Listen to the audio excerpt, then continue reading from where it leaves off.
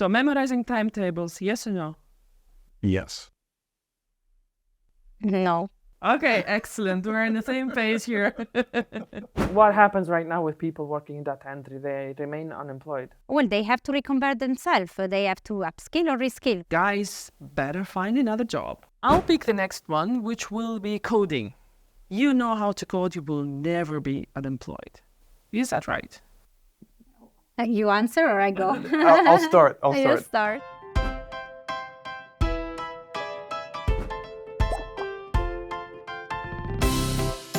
Welcome to the 37th episode of the Skills Factory. Talks and ideas from Europe and beyond. Do you want future employers to look for you or for someone like you?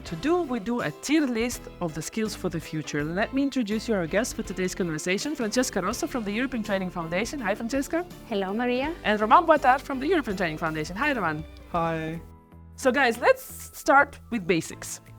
We literally know nothing about the way our labor market will look like in 5 to 10 years. Things are changing so fast. Any forecast at this point could be a huge risk. Maybe machines will take over 90% of our jobs. Maybe artificial intelligence will leave us all unemployed.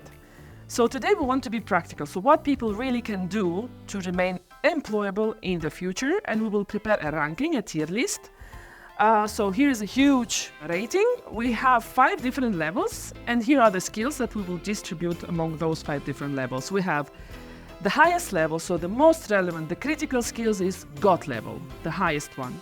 Then we have a solid choice, so those that are very important and will remain relevant in the future. Then there is a middle level, which is nah, meaning it might be relevant in the past, but not so much now. Then there is a lower level, which is myth. So people thought that it is important, but actually it's not. And the lowest level is a mismatch, meaning that they were never important and they will never be important. So, guys, I would suggest you to start picking one skill. Maybe Francesca, you start, and we start the conversation. If you ask me about one top skills that I can select among the many that are important and will be important in the future, then I will definitely choose learning to learn. Okay. This is because we know that the change and the speed of change is without any precedent. The speed of change is so high, it never was so fast. And we know that whatever we learn at school will become partially obsolete, and we will all need to retrain or upskill or reskill. This means that over the course of our life, we will have, all of us, to, in a way, reconvert or learn new skills to become relevant, to remain relevant in the labor market. So for how many times we will have to change our career? Well, that's a tricky question, but for sure the old story of a person holding a job for life is over. So reports say that people may change their jobs in their life a dozen of times, and I think that that's very credible. And we have all seen after COVID the phenomenon of the great resiliation. 40% of Americans say they want to change a job in the next 6 months. So that's quite an important figure to report. It means that the market is much more flexible, much more agile, and changing job is much more frequent than it used to be in the past. And still there is, I think, a concrete figure, a forecast of how many times a person would need to change occupation in a lifetime? There are different figures. It could go up to 20 times in a lifetime, which means changing your job every 2 years. That's quite credible, I would say. But knowing that most of us will have to change the job like several times, if not every 3 to 5 years, learning to learn would go to which level for you? Well, definitely it goes to the God level, and it's not only for the people who change their job. Even if you remain in your job, you will have to learn a new task. So what we have found, for instance, in the research we carried out at the ETF, is that there are new jobs that emerge in the market, but there are also many old jobs that are done in a different way. So maybe you remain in your job, but you will have to learn how to do your job in a different way. So even if you keep your job, you still have to learn how to do it differently. Okay. Roman, do you agree? God level for learning to learn? Yeah, absolutely. I just want to add one thing. Learning to learn, I think clearly, I mean, as Francesca explained, it's really key to any professional growth. But I wanted to add learning to unlearn, because as we progress, we also find out that some of the things that we were taught in the past were completely wrong, and it's important that we are able to unlearn also. So we understood that learning to learn will be crucial. We placed it on God level, so you can't do without it if you want to stay employable. Next one, Roman, pick one. Can I pick, which one is that? Analytical thinking. Yes. And I would suggest that one also goes to God level. Okay. And there's many reasons for that choice. Clearly, the world is becoming more complex every day, and this also works for any occupation. Increasingly, the problems that we try to fix are multidisciplinary, very complex, and we often even talk about wicked problems, meaning that when you try to fix it, it creates a new problem somewhere else. And therefore, we need to be able to visualize problems in a systems thinking perspective, where we see how each elements of a problem interact with each other. We need to be able to frame problems so that we understand how solutions can be put together. And this all really goes to analytical thinking. Although not only, there's also the issue of misinformation that is increasingly a problem in our societies. I mean, I'm sure at one point we'll talk about AI, but deep fakes or just fake arguments or fake media posts require that you have lots of analytical thinking skills. So that's why I would say this is really a key skill to maintain in the future. Do you think it can be self-learned, or you need someone to show you how to analytically approach to things? I think you could probably learn a lot on your own, but at some point you would need external supervision. Francesca, do you agree that it's a God level skill? Yeah, definitely. And I think the way you acquire it, it's really multiple, as many of the skills we will talk about. You learn it in school, you learn it on the job, you learn it from your peers, and you learn online. So now it's really multiple ways in which you acquire the skills you need. If we need to pick which one is the most important one, learning to learn or analytical thinking, which one? Well, I think we cannot rank one more important than the other. Put them at Sorry. the same level. Okay, fair enough. Now, let me pick one, and I'll pick memorizing. So, keeping in memory a lot of dates, names, formulas. Is it important to be employable, to have very good memorizing skills? Should I go first? Yes, for me? Okay.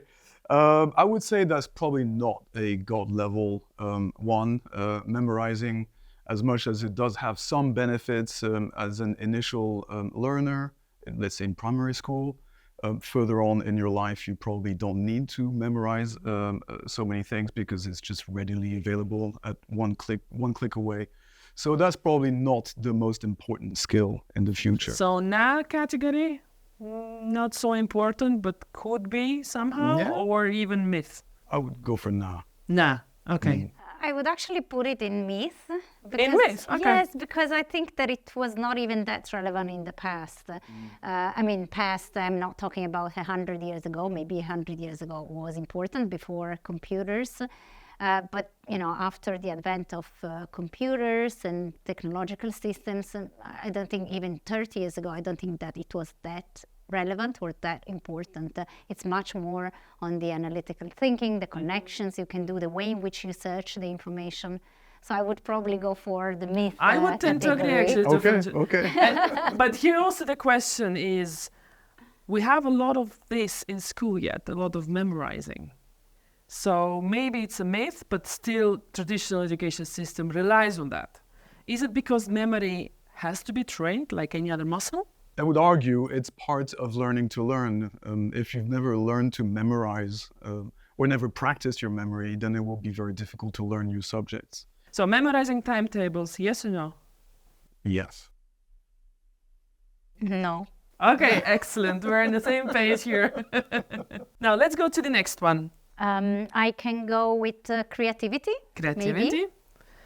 Now, with the creativity, I have a question. What is it actually? So creativity is really a skill that I think is valid and important across occupations and across sector. The way in which you look at the work, basically, the way in which you look at your task, the way in which you look at the structure of an organization, for instance. So it's really something that is transversal, and I think it's very important, especially now. After really all the new frontiers of artificial intelligence. There are many reports that say that artificial intelligence will destroy some jobs, a lot of jobs, some say. But everything which is more creative, which has more human touch, which has this angle of human perspective, then will still remain very relevant in the future. Is it too strong to say that if you're creative, you will always be employed? I think you cannot be only creative. You need a skills mix. So creativity alone is not enough, but it's, in my opinion, one of the key components. Which tier? I would put creativity in, I would be between God level and solid choice. So I don't know what everyone thinks. Solid choice, I would say. Solid choice. It also helps you think outside the box and to be innovative. And innovation clearly is a huge part of how we grow professionally. Now, next one. Roman, which one would you go for? Can I pick blind typing? Yes. The amount of time you would require to learn to blind type probably doesn't make up for the gain that you would make. It is necessary for some occupations, not in law, for example, but that's really a minute little proportion of the entire workforce, and for most jobs you really don't need it. Francesca, do you agree? Blind typing is a total waste of time. Totally, because even now, even for the summary or this type of reporting, it's all done through AI already now. So definitely, it's in the blue category. Okay, next one. Well, maybe I will pick languages because it is a bit controversial, and my proposal is to put it in the yellow Really? That long? part. Thinking that it was relevant in the past, not so much now. But I put it in the yellow category because many occupations which are linked to languages, like interpreters or translations of documents, which were extremely important before in the past, are now done and will be done even more in the future through artificial intelligence. You will not have an interpreter translating a document from one language to the other, but you just simply put it in an AI tool that will make the translation for you. Can we say to all those people that are studying right now to become interpreters, guys, better find another job? Well, I'm afraid that there is a good chance of replacement, yes. Okay. Roman? Can I slightly disagree, or at least propose some nuance? Because I want to also mention the fact that when you learn languages, you learn about a different culture, and it makes you more savvy, multicultural environment. It builds your empathy. It helps you understand the anthropological context of a team's work, and that's something that's really important. So even though the actual knowledge of the language itself may not be important, the process of having learned it helps you understand the world better. Okay, excellent. Now I'm picking the next one, and I'm picking mental computation. Now, I believe this should go definitely together with blind typing. Maybe you can disagree with me. You would put it more towards myth. I think mental computation does have many advantages. So yes, of course, we can get everything done through computers, AI, and calculators, but people don't literally walk around with calculators all the time. Yeah. There are many situations in life where you need to quickly calculate something, whether it's in a personal situation, but certainly in a professional one too.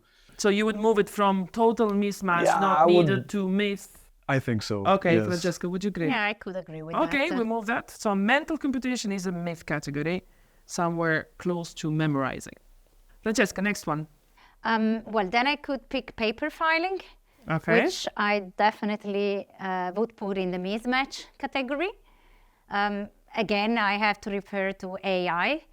because all reports and forecasts say that every sort of job or occupation which is linked to paper filing will be done through machine. So no paper archives whatsoever. Well, maybe for some occupations, I'm thinking about some job profiles like public notary in some countries, like Italy. They are obliged by the law to keep their registries and their papers in a paper copy. But if we want to generalize, then definitely we are going, toward a digitalized world. Okay, Roman, next one for you.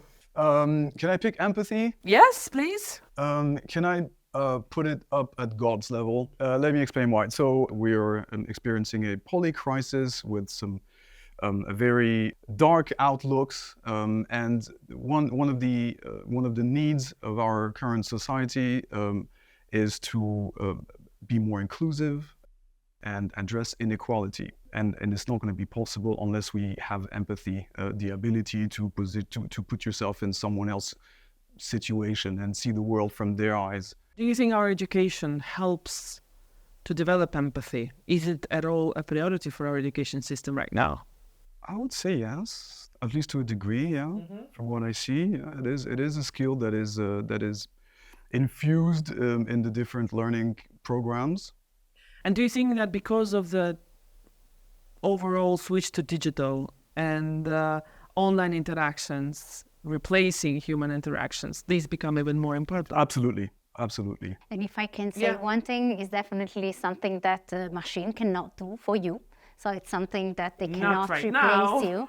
Well, normally empathy is treated together with emotional intelligence, and especially in organization, this is a skill which is extremely important. Emotional intelligence is a new notion. It comes from relatively recently, from the 90s, before nobody spoke about emotional intelligence. So it is extremely important, and it's really a skill which is human-based. Allow me for a second to remind to all of the people who are watching us to subscribe to this show on YouTube and Spotify, and don't forget to put a like.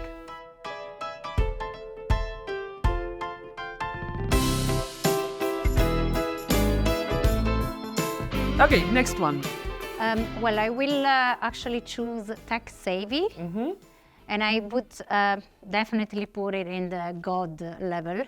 Okay. And when I refer to tech savvy, I refer to digital skills and technological skills in general. All workers need at least basic digital skills, referring to what we discussed at the very beginning, talking about upskilling and reskilling. Definitely part of that upskilling and reskilling effort is linked to the need to learn new digital skills. Now, I will pick one, which is data entry. And I would put them together with blind typing and paper filing together in mismatch category. Would you agree? Well, I actually wanted to put it in the yellow category. In the past, I think it was a very relevant skills. Now, not so much anymore, because again, that's another function that can be easily replaced by machine, algorithm, or AI in general. What happens right now with people working in data entry? They remain unemployed. Well, they have to reconvert themselves. They have to upskill or reskill, what we said before. Their job before was probably not fully 100% data entry. They were probably doing data entry and something else. Now they have to reconvert themselves and do something new in the companies or in other sectors. Roman, next one. I should pick green because we've spoken about so many skills which actually are parts of green. Can you put it straight to God level, please? With pleasure. Why? First of all, what are the green skills? It's a term which has almost become cliche now because it means everything. And to different people, whoever you ask will give you a different answer. Although it's interestingly, if we look at all the different skills we've put up in the God level, all of them are part of green skills or green competences, to use the EU jargon for that. So all of those in God level skills, learning to learn, analytical thinking, empathy, and tech savviness, they are part of the green, but green is something else apart from that. There is a green mindset. The green mindset would be like the moral foundation where you perceive the humans as being part of nature, which is, we were talking earlier on about unlearning. We need to unlearn what they told us in school because they told us we're two different things. There's human society on one side and then nature on the other side. Well, actually, it's not like that. It's together. and we need to change that vision through a moral foundation where we have a green mindset, and the green mindset is exactly that. It's even called a biocentric vision of the world. There's degrees of greenness in any occupation. So you have some jobs which are clearly green, a renewable energy installer, that's clearly green. But there's jobs which require that you understand climate change so that you can take better decisions, but they're not exactly green jobs. Like an example would be a banker. Nobody thinks of a banker as a green occupation yet. One example is that they need to stop subsidizing fossil fuel extraction in the industry. That requires a green mindset. Francesca, do you agree with green being in the God level? Yeah. I cannot disagree, so for sure. Okay, pick the next one. I would probably pick resilience. And I would actually talk about resilience and flexibility. So taking the two together, and I would probably put it on the God level. It's also an horizontal skills that I think all workers need to have in the future. And I think it's particularly important because of the different crises we are living in, being geopolitical or, natural based or human, generated. I think are impacting workers across economic sectors. And if you don't have resilience, it's very difficult to navigate through these changes, which are really impacting on countries and jobs. So still, a lot of resilience have to be learned. Absolutely. And a lot of resilience have to be applied at the job. I'll pick the next one, which will be coding. Now, coding, you can hear a lot among young people these days that you know how to code, you will never be unemployed. Is that right? You answer or I go? I'll start. You start. I think it's no longer absolutely true. I think it would be quite useful to have some basic understanding of how coding works. But the claim that you will never need to look for a job again, I would not be so quick because, as we've all read, AI is soon going to be able to code just as well as humans, if not better. So I wouldn't count too much on it. Francesca? I totally agree. It was very important in the past. And if you look even now, job adverts, for instance, on social media, LinkedIn and so on, you still find a lot of job ads that ask for people who know how to, code. However, that's something that is definitely, that can definitely be replaced by artificial intelligence. I thought it's a solid choice still. But from what you both said, I believe it's like language and data entry. Well, if you ask me now, then we can go, in between solid choice and but if it is in really the future, 5 years, 10 years time, I would put it in the category. We have here quite a big topic to discuss, quite two big skills, cybersecurity and machine learning. So, Roman, do you want to go ahead maybe first with cybersecurity? Okay. So cybersecurity is a rapidly growing area. Which tier? God level. So if you look at how military conflicts are being played out, part of it happens in the digital space. Crime happens in the digital space also. Deception, misinformation, we've all read about the Oxford Analytica case. And all these things can be not prevented, but at least mitigated through good, strong skills in cybersecurity, and therefore it becomes an absolute need for any professional now and in the future for sure. Well, I had the temptation to put it in the category solid choice just because it's specific skills that not everyone really has, but with the understanding instead that it's more an horizontal skills that you need to have also to keep your own information safe and your own social media and so on, then probably I agree with Roman that should go to the God level. So all of those in a way in the God level, they really come well together as a set. Now in the last but not least, is artificial intelligence and machine learning. Francesca, do you want to take this one? Well, again, this is a difficult one because I'm hesitating if I have to put it into the solid choice or the God level. If we consider that as workers, across sectors, across occupations, we will basically all have to, work with some machine learning or some AI tool, then I would put it in the God level. So what you say is that there will be no worker in 5 to 10 years who will not use AI? In some ways, it will actually touch upon all workers, regardless of their jobs and regardless of their skills level. Is it true that AI will mostly reduce more intellectual jobs? I think that it will not affect them more, but it will affect workers, as I said, across skills levels. So not only those with low level of skills and medium level of skills, which will be affected, but also those with higher level of skills, the white collars. Would you two recommend people watching us or listening to us to embrace AI as soon as possible, to learn about AI as much as they can?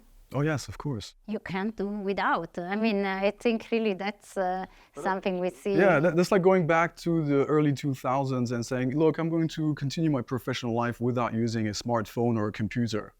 That would have never worked. And the people who made that decisions, they're no longer in a professional environment. Well, the same is true for AI. What about all those fears of people about AI taking their jobs? I think this is something we are reading every day. Media have been bombarded in the last 18 months, especially after the advent of ChatGPT, about this fear of artificial intelligence replacing workers, which, by the way, is not new. And artificial intelligence itself is not new. It was already there 10 or 15 years ago. What I think is important is to know that we will work with machine, human beings will work with machine, and that a regulation is needed. Because, of course, the ethical implication of the use of AI is one of the most challenging and debated issue that everyone is talking about. The European Commission is pioneer on that side. A lot of work has been put by European institutions in understanding what are the implications of the use of AI. And I think it's really important to have that discussion up front, because it is true that you cannot find yourself in a world where AI somehow regulates relationships or jobs. So you have to think now about the ethical implication and what we want AI to do or to be. Would you agree with the statement that AI would not take our jobs, but a worker who uses AI will take our jobs? AI will also take some of the jobs, to be fair, to be really realistic. But definitely workers will have to use AI. Well, and here's our list. Is there anything you want to change, the list of the skills for the future, a tier list? Maybe just that we were talking now about AI and machine learning. I was doubting between the God and the solid. So where do we leave it? Maybe more on the God side. On the God side. Roman? So now that I've heard Francesca's point, maybe we could substitute and put down cybersecurity and bump up AI and machine learning. Yeah. AI is more important than cybersecurity, right? Yeah. After this conversation. Yeah. Okay. Dear followers, this is the tier list we prepared for you. Please write in comments if you agree with it or if you believe that there is some essential skills missing here. Also, let us know what you think about this podcast. Write in comments, subscribe to the channel. Thank you so much, Francesca, for helping us today to figure out what skills will be needed in the future. Thanks for having me. And thanks a lot to Roman Boitard from the European Training Foundation. Thank you, Roman. Thank you for having me. If I can just drop one last word for our audience, I would like to quote Michelangelo, who has said, I'm still learning at the end of his life. Learning to learn is there in the skills. Thank you so much, and thanks to all our followers, and stay tuned because there is much more to come. Goodbye.